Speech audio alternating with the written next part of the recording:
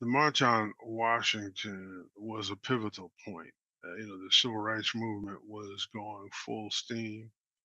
Uh, Both of my parents were very active in the civil rights movement. My grandfather went to the March on Washington in '63. So there it was a galvanizing aspect to the civil rights movement uh, that march engendered. I had the privilege of seeing Dr. King speak twice when he came to Bridgeport, and he, as a youth, I could have listened to him speak for 3 hours. He was just mesmerizing, and he always made it a point to speak to the youth in the audience. And he brought it, made it front and center, and he reinforced ideas which have been passed on by family and oral tradition. But he was just such a spectacular communicator and orator.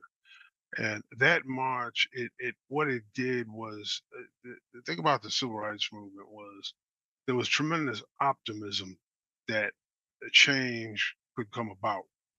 And that march, when that happened, that was very important part of that whole optimism that was held.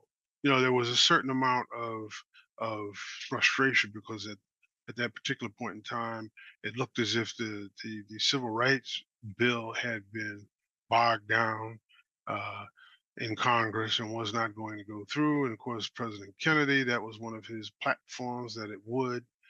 And so that added momentum to the determination to see to it that the Civil Rights Act would pass. Uh, in the local front, our local civil rights organization activists were working hard before that, and it gave them even more impetus to work harder after that. So that march was incredibly important and consequential.